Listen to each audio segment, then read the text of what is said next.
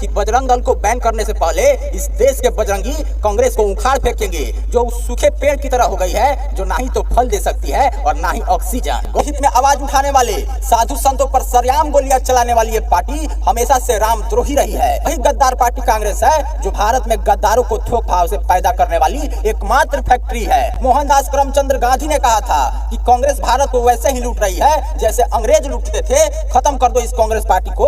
तब कांग्रेसी षड्यंत्र के तहत गांधी जी की हत्या करवा सिंह कहते कि देश के संसाधनों पर पहला अधिकार मुसलमानों का है, मतलब इनका राज चले तो ये भारत को मजहब विशेष के नाम से रजिस्टर्ड बैनामा कर देंगे। कि हजारों हाथियों का जिसमें बल होता है, हृदय जिसका निर्मल होता है, कि देश के हर समस्याओं का जिसके पास हल होता है, हाँ, राष्ट्र को सुरक्षित रखने वाला वही बजरंग दल होता है। तो जय हिंद, मैं कवि बाला बिहारी। कर्नाटक में चुनाव होने वाला है और देश की सबसे बड़ी अधर्मियों की पार्टी कहे जाने वाली कांग्रेस ने अपने मैनिफेस्टो में ये साफ कर दिया है कि अगर हम चुनाव जीते तो हम बजरंग दल को बैन कर देंगे। वर्षों तक हिंदुस्तानियों पर जुल्म और बर्बरता करने वाले कांग्रेसी कभी भी देश के हुए नहीं है। ये हमेशा देश को तोड़ने का काम किए हैं, ये हमेशा हिंदू विरोधी रहे हैं और ये हमेशा भारत के एकता अखंडता को विध्वंस करने का काम किए हैं और दुश्मन मुल्कों से हाथ मिलाकर भारत को तबाह करने का सपना देखे हैं। देश के हित में आवाज उठाने वाले साधु संतों पर सरेआम गोलियां चलाने वाली ये पार्टी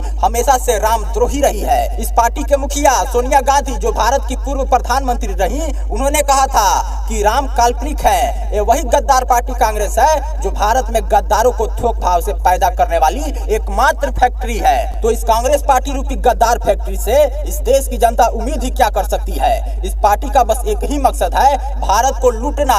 इसका प्रमाण है मोहनदास करमचंद गांधी ने कहा था कि कांग्रेस भारत को वैसे ही लूट रही है जैसे अंग्रेज लूटते थे, खत्म कर दो इस कांग्रेस पार्टी को।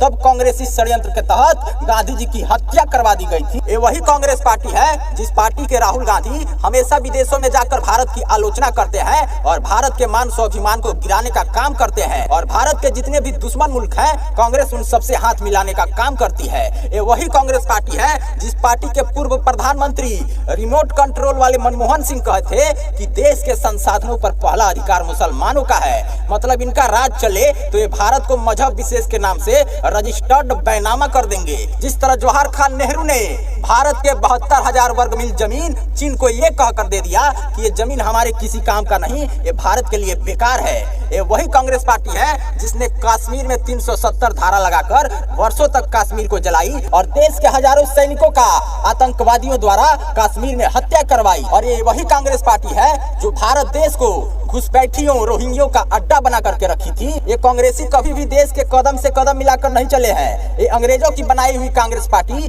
हमेशा अंग्रेजों के नीतियों पर ही चलती आई है। और आज ये बजरंग दल जैसे राष्ट्रभक्तों के दल की तुलना PFI जैसे आतंकवादी संगठनों से कर रही है, जिस संगठन का एक ही मकसद था दुश्मन मुल्कों से फंडिंग लेकर भारत में हत्या, लूट, अपराध, अराजकता और आतंकवाद को बढ़ावा देना। और ऐसे आतंकवादी देशद्रोही संगठनों से कांग्रेस बजरंग दल की तुलना कर रही है और उसे बैन करने की बात कर रही है। तो बता दे कि बजरंग दल को बैन करने से पहले इस देश के बजरंगी कांग्रेस को उखाड़ फेंकेंगे, जो उस सूखे पेड़ की तरह हो गई है, जो ना ही तो फल दे सकती है और ना ही ऑक्सीजन। गौर कीजिए कि हजारों हाथियों का जिसमें बल होता है, कि हजारों हाथियों का जिसमें बल होता है, हृदय जिसका निर्मल होता है, कि देश के हर समस्याओं का जिसके पास हल होता है, हाँ, राष्ट्र को सुरक्षित रखने वाला वही बजरंग दल होता है। तो इस वीडियो को अधिक से अधिक शेयर कीजिए और YouTube पे सर्च कीजिए कवि बाला बिहारी गोपालगंज और हमारे चैनल को तो तुरंत सब्सक्राइब कर लीजिए। और फेसबुक पर कवि बाला बिहारी के नाम से हमारा एक फेसबुक पेज भी है, तो उस पेज पर जाकर हमको फॉलो कर लीजिए।